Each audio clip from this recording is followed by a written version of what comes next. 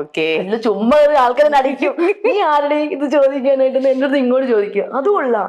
നമ്മൾ ഇവിടുന്ന് പലതും പറയും. നിന്റെ സ്ഥലത്തിരുന്നല്ലോ, നിന്റെ വീട്ടിൽ ഇരുന്നാണോ സംസാരിച്ചത് എന്നൊരു ചോദ്യം വന്നു കഴിഞ്ഞാൽ നീ ആരുടെ എന്ന് ചോദിച്ചാൽ മതി.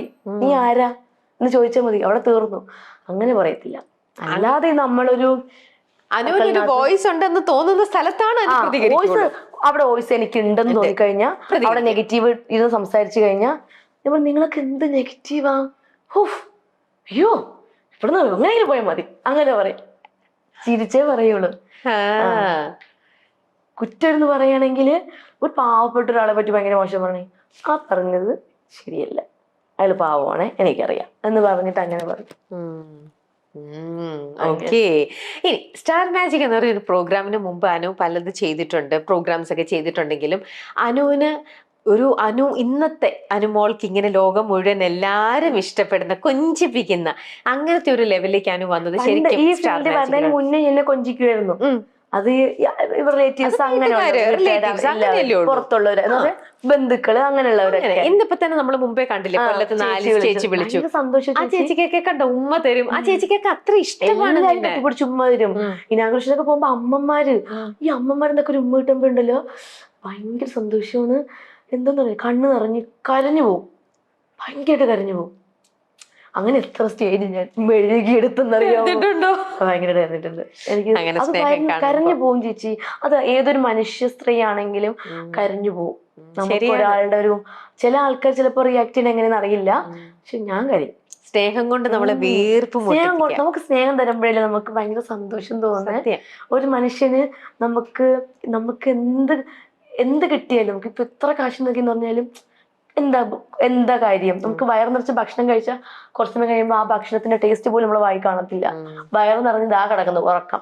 പക്ഷെ സ്നേഹമാണെങ്കിലോ, സമാധാനം സന്തോഷമൊക്കെ കിട്ടിക്കഴിഞ്ഞാൽ നമുക്ക് എന്താ പറയണ്ടേ, സ്വർഗം കിട്ടിയതുപോലെയാ. നമ്മളെ സ്നേഹിക്കാൻ ഒരു 10 പേരുണ്ടെങ്കിലേ അത് ഭയങ്കര വലിയ കാര്യമാണ്. ഇപ്പൊ ദ്രോഹിക്കാനും നമ്മളെ മോശം പറയാനും ആൾക്കാർ കാണും.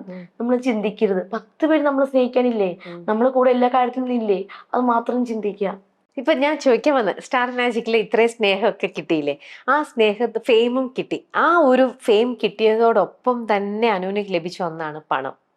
പിന്നെ ഉറപ്പല്ലേ ചേച്ചി, ശരിക്കും പണം എന്ന് പറയുന്നത് എനിക്ക് പ്രേക്ഷകർ തന്നതാ. ഉറപ്പാ, ഈ പ്രേക്ഷകരാണ് ഇത്രയും കാശ് ഉണ്ടാക്കാൻ കാരണം. അല്ലാതെ ഞാൻ ചുമ്മാ എല്ലാരും പറയുന്നുണ്ട് സ്വന്തമായിട്ട് വഴിവെട്ടി വന്നവളാണ് ഞാൻ, വഴിവെട്ടി വന്നവനാണ് ഞാൻ എന്നൊക്കെ. അതൊക്കെ വെറുതെയാ. വഴിവെട്ടി തന്നത് കൊണ്ടാണ് നമ്മൾ പോയത്. ഏതൊരു വ്യക്തിയും, ചേച്ചി ഇവിടെ വന്നിട്ടുണ്ടെങ്കിൽ വഴിവെട്ടി തന്നുകൊണ്ടാണോ, അല്ലെങ്കിൽ എനിക്കിവിടെ ഒരു ജോലി തരണം, ഞാൻ ഇവിടെ ഇന്റർവ്യൂ ചെയ്യാം എന്ന് പറഞ്ഞ് ചേച്ചിക്ക് ജോലി തരുമോ? ഇല്ല. എനിക്ക് വഴി തെട്ടി തന്ന കുറച്ച് നല്ല മനുഷ്യരുണ്ട്. ആ മനുഷ്യര് വഴി തെട്ടി തന്നുകൊണ്ടാണ് ഞാൻ കയറിപ്പോയത്. അല്ലാതെ ചുമ്മാ ഇപ്പൊ ഇത്രയും ആർട്ടിസ്റ്റ് ഉണ്ടെങ്കിൽ എനിക്ക് നല്ലൊരു വഴി വെട്ടി തന്നു ഈ ഡയറക്ടർ ആണെങ്കിലും കൂടെയുള്ള ക്രൂ ആണെങ്കിലും എല്ലാവരും കയറിപ്പോയി സപ്പോർട്ട് കിട്ടി. ആ സപ്പോർട്ട് ഉള്ളതുകൊണ്ടാണ്, ഇപ്പൊ എന്റെ അച്ഛന്റെ അമ്മയുടെ സപ്പോർട്ട് ഉള്ളതുകൊണ്ടാണ് ഞാൻ ഇങ്ങനെ കയറിപ്പോകുന്നത്, ഇവിടെ ഇരുന്ന് സംസാരിക്കുന്നതും. അപ്പൊ എന്താ ഇപ്പൊ അച്ഛനമ്മ വിളിച്ചിട്ട് പറയാണ്, നീ ഇന്റർവ്യൂ കൊടുക്കണം മോളെ, അവിടെ പോയി സംസാരിക്കില്ലേ, ഒന്നും പറയില്ലേ, അങ്ങനെയൊന്നും പറയില്ല. ഇന്റർവ്യൂ ശരി മക്കളെ പോയി നന്നായിട്ട് ചെയ്യും, അത്രയും മതി എനിക്ക്. നമ്മളെന്തിനാ ആരെ പേടിക്കണം?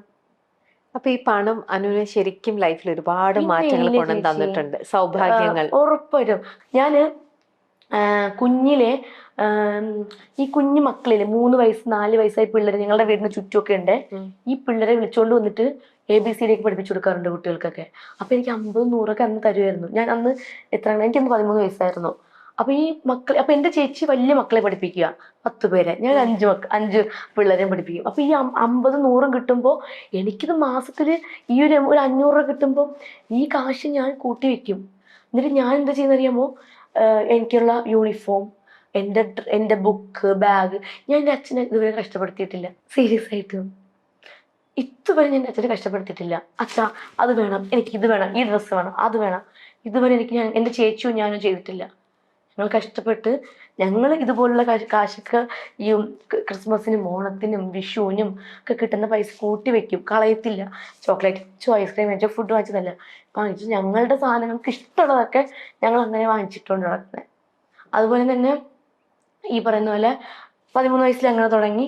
അത് കഴിഞ്ഞതിന് ശേഷം പിന്നെ കുഞ്ഞുമക്കളെ പഠിപ്പിച്ച് അങ്ങനെ കിട്ടുമായിരുന്നു 50, 100, 150 അങ്ങനെ. അതെല്ലാം സേവ് ചെയ്തിട്ടാണ് ഞാൻ എൻ്റെ യൂണിഫോം എല്ലാം മേടിച്ചത്. പിന്നെ അച്ഛനമ്മയ്ക്ക് തരും, അങ്ങനെയൊക്കെ തന്നെയാണ്. ഇതെല്ലാം കഴിഞ്ഞിട്ട് ഈ ഒരു ഫീൽഡ് വരുന്നത് 18 വയസ്സിലാണ്. അന്ന് എനിക്ക് കിട്ടുന്നത് 1000 രൂപ ചേച്ചി. അന്ന് കിട്ടിയപ്പോൾ എനിക്ക് ഭയങ്കര സന്തോഷം.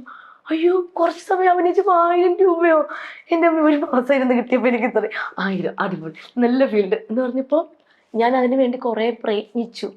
അഭിനയം എൻ്റെ ഏറ്റവും ഇഷ്ടപ്പെട്ടൊരു ഫീൽഡും കൂടി ആയപ്പോൾ അഭിനയിക്കണം, നന്നായിട്ട് ഹാർഡ് വർക്ക് ചെയ്യണം, പൈസ ഇതുപോലെ കിട്ടുമല്ലേ. അങ്ങനെ 1000, 1500, 2000, അങ്ങനെ ഓരോ പൂജ്യത്തിൻ്റെ അളവ് കൂടി കൂടി വന്നു. ഇപ്പം എനിക്ക് എന്തും മേടിക്കാം, എനിക്കത് വേണമെങ്കിൽ എനിക്ക് ആഗ്രഹിച്ചു മേടിക്കാൻ ചേച്ചി. എൻ്റെ അച്ഛന് ഇത് വേണം, എൻ്റെ അച്ഛൻ എന്തെങ്കിലും പറയത്തില്ല അച്ഛനും അമ്മയൊന്നും, പക്ഷെ ഞാൻ അവർക്ക് വാങ്ങിച്ചു കൊടുക്കും. അവർക്ക് സന്തോഷം പുറത്ത് കാണിക്കത്തില്ല, പക്ഷെ എനിക്കാണ് ഏറ്റവും കൂടുതൽ സന്തോഷം. എനിക്കത് കാണാൻ പറ്റും. നമ്മുടെ അച്ഛനും അമ്മയ്ക്കും നമ്മളെ കാശ് കൊടുത്ത് വാങ്ങിച്ചു കൊടുക്കുന്നതാണ് നമ്മുടെ ഏറ്റവും സന്തോഷം. ഇപ്പൊ എൻ്റെ ചേച്ചിക്ക് ഗവൺമെന്റ് ജോലിയുണ്ട്. അവള് കഷ്ടപ്പെട്ട് വാങ്ങിച്ച ജോലിയാണ്. ഭയങ്കരമായിട്ട് ഞാൻ കളിയാക്കിയിട്ടുണ്ട്. കടല് പോലെ കിടക്കുന്ന ഒന്നാണ് PSC ക്വസ്റ്റ്യൻസ് ഒക്കെ. അപ്പോൾ നിനക്ക് കിട്ടത്തില്ല മോളെ, ഭയങ്കര പാടാണ് മോളെ. അപ്പോൾ ഇല്ലടി ഞാൻ മേടിക്കും, നീ നോക്കിക്കോ, ഞാൻ മേടിക്കും, നീ നോക്കിക്കോ എന്നൊക്കെ പറഞ്ഞപ്പോൾ ഞാൻ വാശി കൂട്ടി കൊടുക്കും. കിട്ടൂല, ഇങ്ങനെയൊന്നും പഠിച്ച് കിട്ടൂല എന്നൊക്കെ പറയും. ഉറക്കൊഴിഞ്ഞ് പഠിച്ചോള്, കിട്ടി, ഗവൺമെന്റ് ജോലി കിട്ടി, അവൾക്കത് വേണമെന്ന് തോന്നി, കിട്ടി. അപ്പോൾ ഞാനും നന്നായിട്ട് ഹാർഡ് വർക്ക് ചെയ്തെന്ന് വെച്ച് കഴിഞ്ഞാൽ ഒരു ദിവസം 4-5 സീരിയൽസ് ചെയ്തിട്ടുണ്ട് ഞാൻ, അറിയോ. ഒരു ലൊക്കേഷനിൽ ഞാൻ കള്ളം പറയും വയറുവേദനയാണ്, അപ്പുറത്തെ ലൊക്കേഷനിൽ പോകും. അവിടെ പറയും കൊറോണയാണ്, അപ്പുറത്തെ ലൊക്കേഷനിൽ പോകും. അങ്ങനെ കാശുണ്ടാക്കിയിട്ടുണ്ട് ഞാൻ. സ്റ്റാർ മാജിക്കിൻ്റെ ഷൂട്ട് കഴിഞ്ഞ് ഇങ്ങോട്ടൊരു പറയായിരുന്നു. സ്റ്റാർ മാജിക്കിൻ്റെ ഷൂട്ട് കഴിഞ്ഞിട്ട് 10-12 മണിക്ക് ഷൂട്ട് കഴിയും. അവിടുത്തെ ലൊക്കേഷൻ സ്റ്റുഡിയോയിൽ ഒന്ന് കുളിച്ച് ഫ്രഷ് ആവും, റെഡി ആവും, വണ്ടി കയറും. നേരെ വീട്ടിൽ പോകാൻ സമയം കിട്ടത്തില്ല, നേരെ പോകുന്ന ലൊക്കേഷനിലായിരിക്കും. ലൊക്കേഷനിൽ പോകുമ്പോൾ ഒരു മനുഷ്യർ കാണത്തില്ല, വീട് നോക്കുന്ന മാമൻ. അപ്പോൾ അവർ ഡോർ തുറന്നു തരും, ഞാൻ പോയി കുളിച്ച് ഫ്രഷ് ആവും, മേക്കപ്പ് ഇട്ടിട്ട് കിടന്ന് ഉറങ്ങും. എല്ലാ ആർട്ടിസ്റ്റിലും വരും, അഭിനയിക്കും. പെട്ടെന്ന് വൈകുന്നേരം ബാഗും പറക്കിക്കൊണ്ട് റെയിൽവേ സ്റ്റേഷനിൽ പോവും, ട്രെയിൻ കയറും, കൊച്ചിയിൽ പോവും, വരും പോവും. അങ്ങനെ ഓടി നടന്ന് കാശ് ഉണ്ടാക്കിയിട്ടുണ്ട് ഞാൻ. അതുകൊണ്ട് ഞാൻ ഇപ്പം ഇവിടെ ഇരിക്കുന്നു. എനിക്ക് ഇഷ്ടമുള്ളത് മേടിക്കാം, ഇഷ്ടമുള്ളത് വാങ്ങിച്ച് കഴിക്കാം, എങ്ങനെ വേണമെങ്കിലും. എനിക്ക് എൻ്റെ ഫാമിലി നന്നായിട്ട് നോക്കുന്നുണ്ട്. അതാണ് എനിക്ക് ഏറ്റവും സന്തോഷമുള്ള ഒരു കാര്യം. അച്ഛനമ്മയെ നന്നായിട്ട് നോക്കുക, അവരെ വിഷമിപ്പിക്കാൻ പാടില്ല. ഞാൻ കാരണം അവരെ വിഷമിക്കാൻ പാടില്ല, അത് മാത്രമേ. അപ്പൊ അച്ഛനും അമ്മയ്ക്കും തോന്നുന്നുണ്ടോ നിങ്ങൾക്ക് ആഗ്രഹിച്ചതൊന്നും അച്ഛനും അമ്മയ്ക്കും വാങ്ങിച്ചു തരാൻ? നിങ്ങൾ അങ്ങനെയൊന്നും ആഗ്രഹിച്ചിട്ടില്ല? അച്ഛൻ്റെ അമ്മയുടെ ഒന്നും വാങ്ങിയിട്ടില്ല? പറഞ്ഞിട്ടില്ല. പറഞ്ഞാലും വാങ്ങിത്തരും. ഞങ്ങൾക്ക് അങ്ങനെ ഫിനാൻഷ്യൽ പ്രശ്നങ്ങളൊന്നുമില്ല എൻ്റെ അച്ഛനും അമ്മയ്ക്കൊന്നും.